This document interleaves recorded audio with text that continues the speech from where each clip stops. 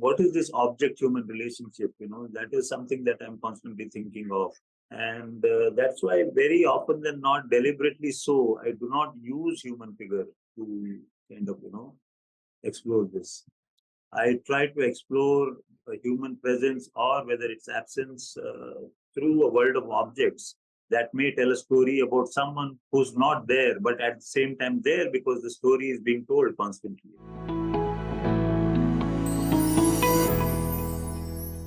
Hi, I'm Rani Jana, and today I'm speaking with Sudarshan Shetty, a contemporary Indian artist known for his multidisciplinary practice across painting, sculpture, installation, video, performance. His works have been exhibited at prestigious institutions like Fukuoka Asian Art Museum in Japan and the Tate Modern in London, as well as widely across India. His art has also been featured on the covers of Outlook issues Nostalgia, Minimum Mumbai, and Love Virtually. Today, we'll be discussing his latest exhibition, Future Remains, currently on display at Galerie Krinzinger in Vienna. So, thank you, Sudarshan Shetty, for Thank you. joining us today. Future Remains features everyday objects such as cooker, radio, umbrella, a lantern, and microwave. So, to explain the concept to viewers, you have displayed wood carvings of these objects, and they are displayed surrounded by a video of the same objects falling Yeah. and breaking. So, what inspired this concept? Well, I've been, like visiting the flea markets in Bombay and elsewhere. In fact, for the last more than 30 years, and collecting a lot of stuff from there and looking at residuals of a certain kind of recent past that comes alive in these flea markets for me. I mean, it kind of repository of stories and, that you can imagine of a person or a family or various kinds of people that you can imagine. These objects, therefore, for me, are these vehicles or vestibules of these stories. I've been and the show itself has like about 30 to 35 objects that I collected. It's kind of that became the central point of the work. And in fact, something that I had written as a text, I have written texts that are kind of one-liners without punctuations over the years. So one of the texts came to have certain meaning when I looked at this collection of objects that appeared to be or that could have been imagined to be someone's, that could represent someone's past, simply speaking, that that it could be like, how much does a man need and, how much of we leave behind to tell our own stories as part of our condition of living. So this was something that I was very interested in. So these objects, what I did was over the period of like maybe a little more than a year, copy it in wood, and the wood that comes to represent here is collected again from flea markets that would have belonged to various dismantled structures in and around by. So that's another way of including those unknown stories into the work. And then you don't see actually the objects in person, in real flesh and blood, because you don't, I mean, it's also playing with this notion of what is real and what is imagined. So you see the objects and it kind of reminds you of, it takes you back to the original object. But those original objects are also kind of represented they play a part in the video that's being shown. So what we did was we dropped each of these objects uh, against a backdrop in a studio in Mumbai while we recorded. While we were shooting the dropping of the objects with a slow motion camera, and the sound of each of those drops were recorded by on spot, and we made a kind of musical kind of composition out of the sound, and then went back to the editing studio where like the sound is all the images are kind of synced to the sound, of those. So the sounds are real and the drops are real, but it's also slow motion. It kind of removes itself from the idea of reality in some ways. And also, like it may raise questions whether it's real or it's kind of digitally manipulated, but it's not except for the fact that it's shot on slow motion, it's not digitally manipulated. So it's playing between this notion of what is real and what is imagined or even what is not real. And yeah, that's the kind of summary of the show. And why did you choose wood as the material to replicate the objects in the video installation? So you don't see it's like it kind of creates a travel that it kind of refers to an object that was once, which had a life and it was functional at one point of time.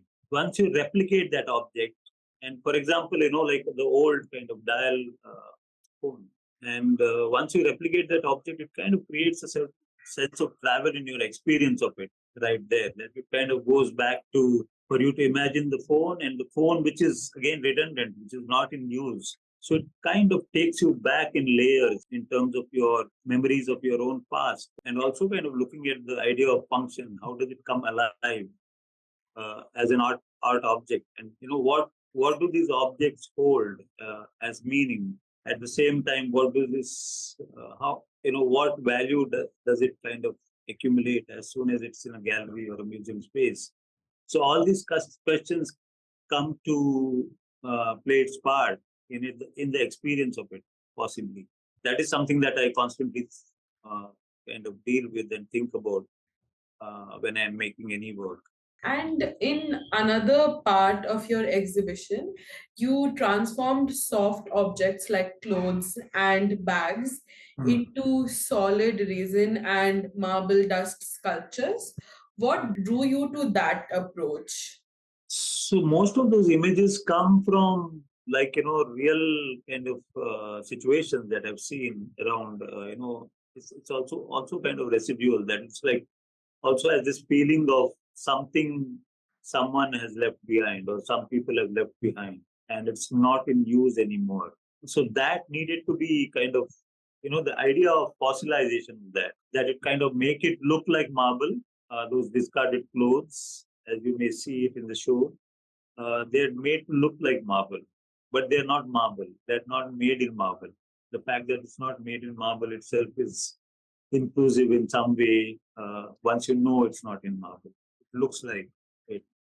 So it's playing with this notion of how do you preserve things, and what does it mean, and how much of it is real. I mean, going back to the idea of like, I mean, looking at an object in the museum space, that the effort of museum is to kind of museumization is to kind of place it in its source, that it kind of refers to the source where it came from. But I suspect that happens because not only the perceptions change over the period of time, but also the object itself gathers a certain kind of history on its own, even through the time it lives within the museum space. So how do you kind of fix it in value or fix it in meaning? Is something that I think that's not possible, and it's kind of ever shifting this meaning, the idea of meaning itself. Every object, if it has to have tell a story, that it kind of must change for the period of time. So how do you include that into an experience that I am creating, for example, in a gallery here? And some of these objects that like the bags and you which you turned into like solid objects through resin and marble dust, they are kept in a wooden cabinet and it's kind of closed, and they look like bags that are filled with something, but Hmm. they're not, they are just sculptures. Yes. So what was the thought process behind showcasing that?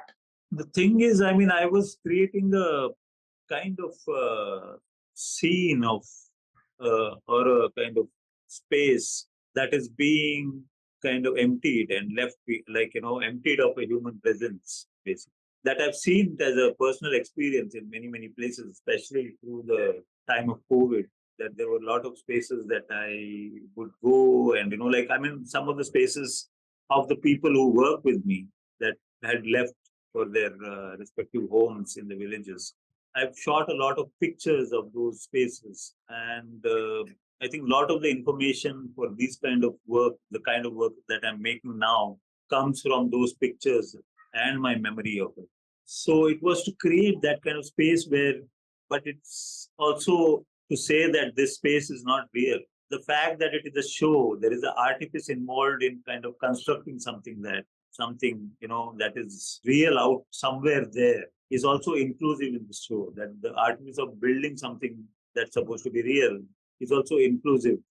It's not, that experience of its being not real is also included within the space of one's experience, possibly.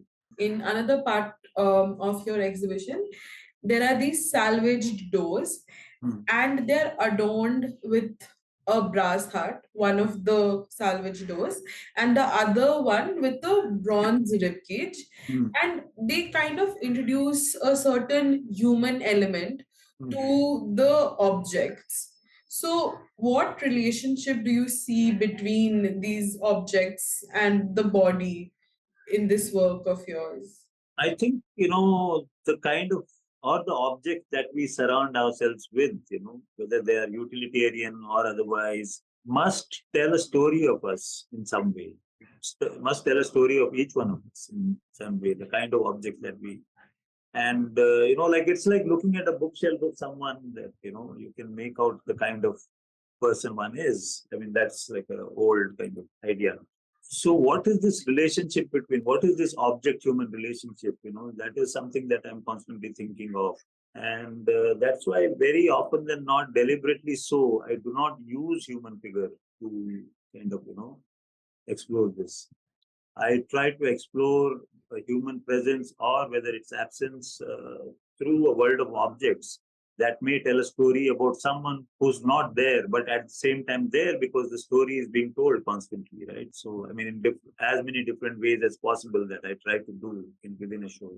It's about telling stories all the time and to find different ways of telling stories and not one way of telling stories, but tell the same story in different ways, like sing the same song in different ragas.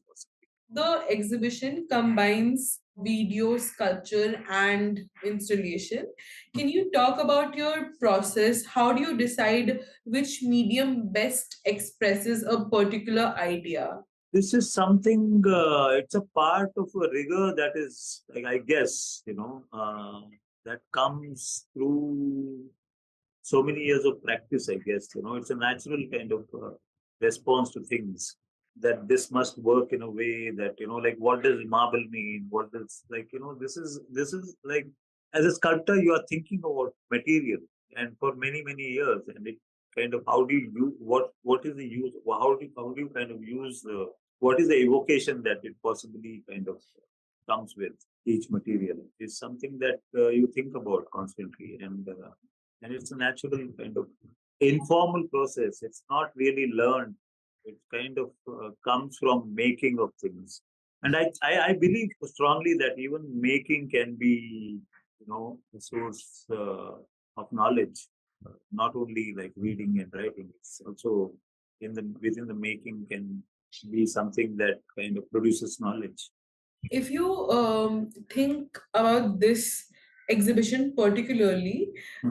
like I mentioned, there are different parts to the exhibition. One is the vessels and everyday objects, the other is the etched text with the light print of this very personal account. Then there is the salvage doors, then the clothes and Hmm. the bags that have been or transformed into something solid. So how did you decide what medium is the best for which part? Like, why did the doors need to have the bronze rib cage, or why did the clothes and the bags needed to be in a more solid structure? I think it plays in two ways, in the sense that, like I said, like it's a rigor that you may have kind of acquired through your working with material and images. For, like, in my case, I was passed. I mean, I passed out in '85, 1985. So it's been 40 years out there, doing things and, trying to find your own way through the world, so to say. Yeah. And on the other hand, it kind of, you develop an intuition of, how things come together. So it appears to you that, like I constantly collect objects, and then I sometimes find it, I mean, to the extent that I find it difficult to, store them sometimes. But like I'm constantly like looking at these objects, and there are things that have been lying around for, like, for example, these doors would have been lying with me for like more than 10 years. And one day it's there in my studio, and it kind of tells me what to do. It's a two-way kind of communication, I guess. Also, the objects tell you, how it may come together, and they come alive. The time has come for it to be out there, I guess. Now I'll move to the etched text piece. Like I mentioned, it is deeply personal and poetic. Is it based on a real story, or is it an imagined narrative constructed, from collective memories? Yeah. It's not from a specific story, and this is something that I kind of strive to do, is that I do not have a pointed way of kind of converging into a singular idea, kind of and on the contrary, it's like trying to open up areas of other interpretations possible. That kind of, you create space for other interpretations become possible, that one can take away from it the way one may have experienced the world or understood the objects, or whichever way it's possible. I do not kind of talk about one thing with many objects. I try to kind of bring it together in a way that it kind of opens up as many possibilities for as many stories Okay. that could be kind of told about the same thing. And my story could be entirely different than someone who's coming to the show and looking at the show. So, in future remains, the wooden trophies in the wooden trophy cabinet contrasts with the other pieces that use resin and marble dust to kind of immortalize them. Why did you choose to make the trophies out of wood instead? Wood is again like it goes with the text. I don't know if you read the text piece that was there, which was etched on the like this Korean Yeah, sheet. yes. It again looks like marble, but it's not. Yeah, it's not. Yeah. It's almost like a memorial kind of. Yes, it's about this widow who goes to the hospital with this hope, Yeah, yeah, right? yeah, With the bowl of yeah. bland of saltless Yeah. food. So yes, yes. So I see this piece as a companion piece for that. That kind of it talks about the life and your accumulation of your accomplishments in some ways. That kind of it represents that, and it's again in humble wood. It's not this shiny cup which is supposed to be. So that travel, that kind of, you see that shiny cup, what that shiny cup, like the sports,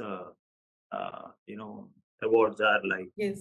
So it kind of rendered like shineless in this humble kind of wood, that almost for me evokes a sense that what does it mean for us to kind of accumulate objects, both material and immaterial, and objects. Where I say objects, I also mean the idea of accomplishments. So it's indicative of that, really. And what I mean, it kind of rendered kind of shineless and without function, or it's almost useless in that sense.